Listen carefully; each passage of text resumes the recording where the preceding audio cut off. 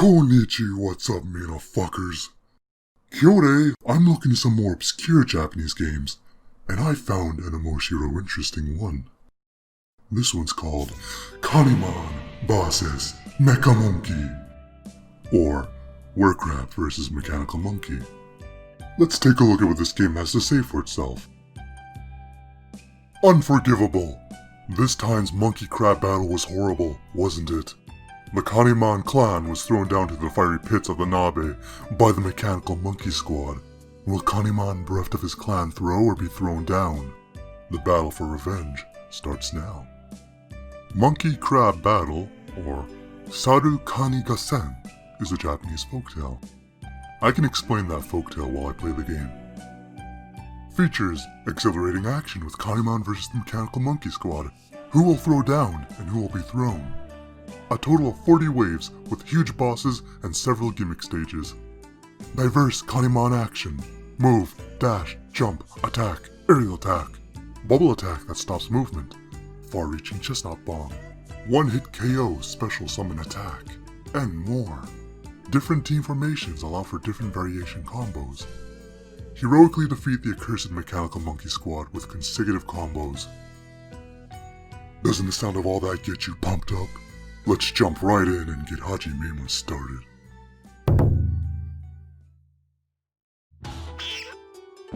So here's how this game works. It's a very simple one. There are two attacks. The ground attacks and the aerial attacks. The aerial attacks allow you to combo into the air like that and knock the enemies off the platform. See another? Let's see, I guess that's all of them. But there are two ways to kill these enemies. You can just smack them off the platform, or you can smack the shit out of them. Oh, another one of your attacks is a bubble attack. This slows down and stops the enemies. And as you can see in the top left, there's two bars. One's for the special attack and one's for the bubbles. Now these things, you have to stop them with your bubbles, because if you touch them, they blow up and they hit hard. There we go. The bubbles are the safest way to dispatch them. At the bottom left, you can see the damage percentage. When you take damage, that number goes up. And nope! And the higher that number goes, the farther you'll go when being hit. Whoop. Not so fast. Now at the bottom right, you see a counter. Now at wave 5 out of 40. There are 40 waves, like I mentioned earlier. Now, you can see over there as well, there's an item I can pick up. And I'll demonstrate what that does in just a little bit. First, let me just smack the shit out of these things. Goodbye. Now, if I pick it up, I can use it. This is a sort of chestnut, if I recall. Now, if I use it and throw it at the enemies... Beautiful. It explodes and you get a nice slow motion action shot.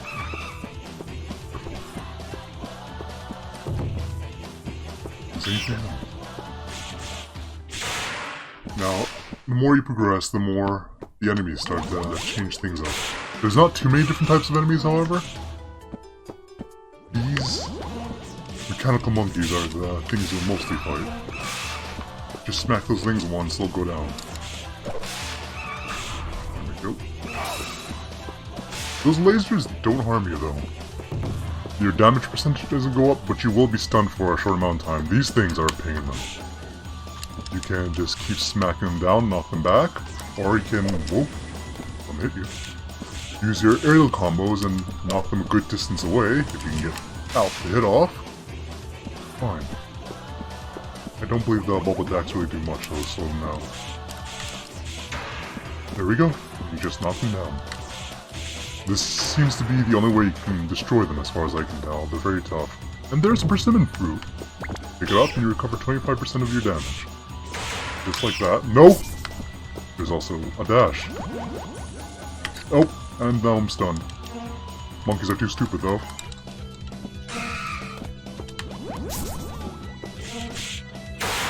Oh, there's something I should demonstrate soon. I'll do it after the next wave, but as you can see in the top left, my special bar has now reached the maximum. So it's all charged up and ready. You don't have to kill these things though to progress to the next wave. It helps, but it's not completely necessary. That thing in the middle though, that's a warning sign because two things happen. Either it spawns something, like that laser, or the platform falls apart. So you really have to watch your footing. And overall, it's a pretty simple game. You smack stuff up, you take damage, you're careless, and the more damage you take, the farther you can get knocked back. And at the very bottom left, you see a you see a number that says times 20. Those are my lives. If I lose a life, I have to redo the wave all over again, no matter how many of these things I kill. They'll all respawn. Sometimes they'll glitch out, though. There's a bug. Nope. Okay. Let's get rid of that thing. Those things are pesky with their cannons. Another thing, though, with the aerial combo attack, if you aim just right, you can knock out enemies farther away. So if I aim it just right, I can hit that laser box, and I missed. Not a problem. One die, no problem. There we go. And this platform is about to fall. Now we got the blue monkeys. Not very friendly at all. There's a lot of them. Time to use our special attack. One hit KO. Sayonara, fuckers. Now then, I should start talking about that story I mentioned, the folktale. So, a long time ago in Japan, there was a monkey and a crab. They were good friends and they loved to play together. And one day they were playing on a beach together, and they come across something. The crab finds a nice rice dumpling, and the monkey finds a seed for a persimmon fruit. And they were both very happy and excited to show it off to each other about what they found. Like, check out this rice dumpling. Oh yeah, check out my persimmon seed. But the monkey was pretty jealous of what the crab found though, because like, the thing monkey had was only a seed, not the actual fruit. He loves persimmons, but he can't do anything with the hard seed. Okay, now, it's very easy to get knocked around in this game, yep. Or maybe I'm just that bad at it, no. Anyway, back to that story. So the monkey tried to negotiate with the crab, make a deal, like, hey, if you give me your rice dumpling, I can give you the seed. But the crab, he's not very smart though, but he still thinks that wasn't really a good offer. So the monkey had to play it smart and say, no, you see, if you plant this seed, you can like grow a nice big tree full of fruits, and these fruits will it will bear fruit every year. Meanwhile, that rice dumpling you can only have once, like right away in this moment. So you have to play your cards right, and you could actually get, nope! You can actually get a whole lot more out of it if you plant it. But if you don't want it, that's fine, I'll just plant it myself, but you will be sorry for not agreeing to this trade. So the crab, he's, nope! Not very smart. And he falls for that monkey's offer. It sounded too good. So they made the trade, the monkey immediately eats the... Nope, don't you do it, don't, bad monkey, bad! Fucking monkey. Anyway, so they make their trade, the monkey gobbles up the rice dumpling, and he very reluctantly gives the crab the seed he promised. Because he knows the crab has like sharp pincers, and he doesn't want to fuck with that. Fuck with the crab, you get the claws. Nope! So they part ways. Monkey returns to his home in the trees, and the crab returns by the lakeside. No! That's fine, I have 18 lives. They part ways, and the crab does what the monkey suggested. He plants the seed. So the time the spring arrives, and the seed sprouts, a little sapling, and the crab's all happy and excited for it. And each year, that sapling grows more and more, until eventually it becomes a nice big tree with lots of fruit, lots of delicious fruit. And the crab watched those fruit grow, from like hard unripened green fruits to yellow to a nice, deep, rich orange. And he loved to spend his days just watching those fruits grow, like watching the literal fruit of his labors. So one day he decided the time was right and the fruit was like perfectly ripened and ready to be picked. But there's a problem. Each time he tried to climb the tree, he just fell over and struggled because crabs aren't very good at climbing trees with their little crab legs. They're good for scuttling, but not climbing. So he was in a bit of trouble. So he had to resort to help. And the monkey came to mind, because monkeys are good at climbing trees. So he goes off to try and visit the monkey. And he asks the monkey for his help, like, hey, there's, the trees, the seed you gave to me, I planted it, and now there's a whole bunch of seeds. I mean, a whole bunch of fruits. Sorry, there's a lot I have to deal with right now. Okay. Just like that, the persimmon fruit, that's the healing item in this game. And he says that the monkey is very interested and excited, but he has an evil plan. So the crab leads him to the tree, and the monkey climbs up, does a really good job because he's a monkey, that's what they do. But this monkey is an asshole. A fucking asshole. You know what he does? He grabs all those fruit and just eats them one after the other, gobbling up with the greedy piece of shit he is. Oh no, he isn't the boss. Alright, so this thing, I have to be careful. I can only attack the upper body because the rest of them is protected. He has 3 methods of attack. It's an overhead smash, those cannons, and another shockwave attack, where if it hits me, I get knocked off and I'm pretty much dead. So I have to keep enduring his attacks, keep smacking him in the head, until he eventually gets stunned. And then I have to... And then that's the attack I have to avoid. That shockwave. If it hits me, I'm... cooked. So, anyway. The monkey's eating all the fruits, and the crab's pleading with him. Hey, what about our promise? We had a deal, didn't we? Please remember it. What are you doing, monkey? Well, the monkey just ignores him. Like, pretends he doesn't hear. So he keeps eating all the fruits until there's nothing left but those hard green, like, unripened... There it is. No. That's where he's vulnerable. I have to... There! He's dead. Good. So, not the one in this... Oh, no. Here, though, it gets very... Sort of things get tougher without angry red monkeys. So the monkey gets pissed off at the crab for not shutting the hell up, even though, like, they did a deal. So the monkey takes the remaining persimmon fruits that are all green and hard like freaking rocks, and he just starts throwing at the crab like a fucking asshole. Hits the crab right on the head. And the monkey keeps doing this, just keeps grabbing unripened fruits, throwing at the crab, and just barraging him. And just wounding the crab until eventually he stops moving and dies. So the monkey, this greedy monkey, ends up killing the crab. And he runs off like the coward he is, with his tail between his legs, running on his stubby little monkey legs. And he ran as fast as he could, hoping no one saw him. Now, the thing is, it's been quite some years since this crab has climbed the tree. And he has a son, who happened to be playing not too far away from where this was going on. As the crab's son, Crab Jr., let's call him, he goes on his way home and he finds the persimmon tree and the corpse of his father. And he mourns, he cries, he grieves over his father's passing, just a battered corpse, not a very pretty sight. But then Crab Jr. tells him that crying won't do anything. The crab's son, he decides like he has to do something about it, he has to get down to the bottom of what happened with his father. So as he investigates, he knows there's a bunch of those unripened persimmon fruits on the ground, and none of the, like, ripened fruits can be found anywhere. He also recalls that the persimmon tree was due to a deal with a monkey, a friend of the crab. And he knows that monkey really loves persimmon fruits. So the crab's son is able to deduce that the monkey stole all the fruits and killed his father and ran away. So he was angry, he wanted revenge, he was out for monkey blood. But he knew that he was just a small crab, and monkeys are big, strong, faster than him, and that he couldn't do it alone.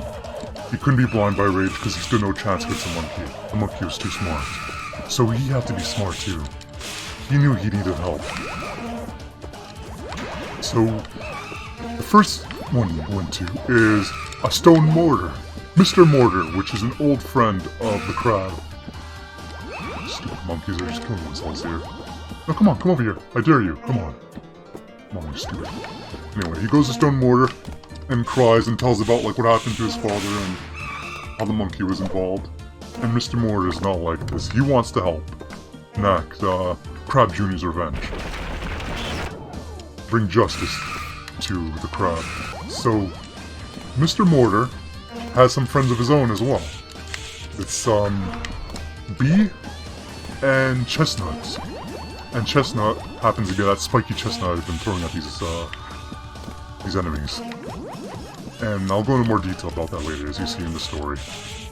But he tells the Bee and the Chestnut about what's going on, and they agree to help get revenge as well. So they plot, they come up with a plan in great detail, really thinking it out. And then once it's time, they all part. No!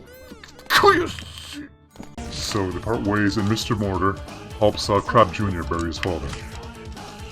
Now, the monkey, he's congratulating himself for being a complete fucking prick. For, you know, stealing all the fruit for himself and killing the crab and, like, getting away with it without leaving any witnesses. But he's still fearful, though.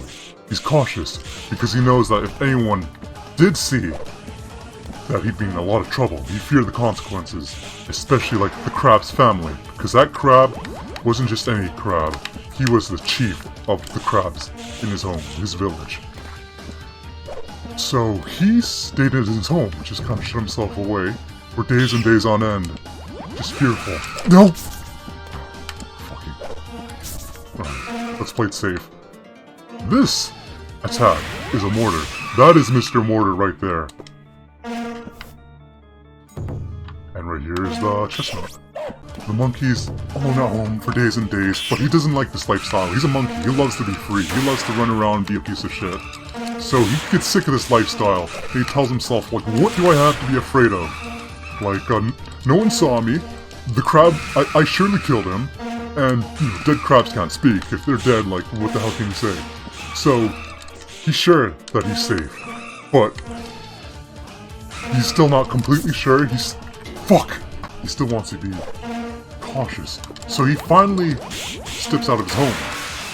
And he sneaks over to the crab's village. Because he wants to see if there's any, like, rumors about what happened to the crab. And he doesn't hear anything.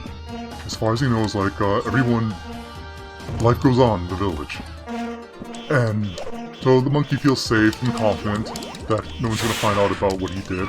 And that he's, like, the perfect criminal. And he's just, like, giggling to himself like an asshole!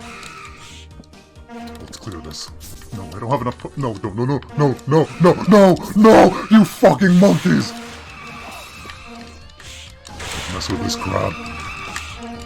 Big crabs and bigger claws. Anyway. But Crab Jr., he thought far ahead enough. He's pretending that what happened to his father was merely an accident. Yeah, let's get rid of these. Tries to pretend that it's merely an accident. So, the monkey's at home relaxing, and one fine day, the monkey gets a visitor, a surprise visitor, and it happens to be a crab, who's acting as a messenger. And he tells the monkey that it's like the anniversary of that crab's death, and explains to him that the crab died in an accident. He fell and hurt himself and got killed from trying to climb the tree and getting the fruit. And he says that the monkey, like, he knows that the monkey was a close friend of the crab's, and he invites him to, like, a festival and a big banquet, a wonderful feast, and wants him there. Now, the monkey, he's really laughing, like, on the inside. He's like, yes, they don't know, haha, like the fucking asshole he is! Yeah. As the monkey's, like, acting on the inside, like, proud of what he's done and that he thinks he's safe, on the outside, he acts surprised and, like, all sorrowful, like, oh, I can't believe this, like, I had no idea, like, you know, that crab was a good friend of mine, and, if I knew that giving him that seed would, like, lead to his demise, I would have never given it in the first place. But yes, I will gladly attend this, festival, and, like, mourn with you, because I miss him too, and, you know, just flying out his ass like the fucking monkey he is. So... okay, that's enough of this. So he agrees to go to the banquet, and, you know, they part ways. Like, satisfied. Oh no, this thing again. So, as they part ways, the monkey's laughing to himself evilly. And he, you know, and he thinks he's just like completely free. He can enjoy a feast and no one's the wiser. He thinks he's the smartest, cleverest thing ever. Little did he know, however, the messenger crab happened to be, the crab's son, Crab Jr. And Crab Jr. was the one laughing to himself. He knew he was gonna have the last laugh. And he saw through the monkey's fake tears as he tried to tell his sorrowful story and express sympathy. Final wave. This is where it gets tough. So he knows, like, the monkey, his tears are fake now, but when this is all done and over with, he goes, yeah! He knows when this is all over, though, the monkey will be shedding real tears. He's gonna regret things. So later that day, the monkey... Be very careful here. Just avoid it with this. Let's go! Mr. Mortar! So he goes and visits the crab's village, where they're having a feast. And everyone greets him warmly, like, treat him like an honored guest, and telling him he's such. So, after all the guests arrive, and they're all expressing condolences and such, and they begin to have their feast. Now, after the feast is over, a wonderful grand feast, one of the crabs, yes! Come on, nope. We did it! Yes!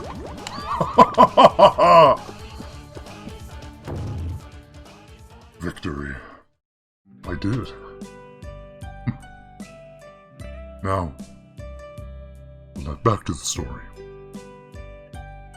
Now, where was I? After the feast, the young crab invited the monkey to a tea ceremony.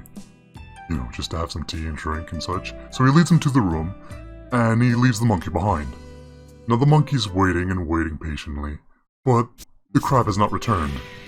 See, the monkey eventually loses patience and just curses like, these tea ceremonies, they always take forever. This is complete and utter bullshit.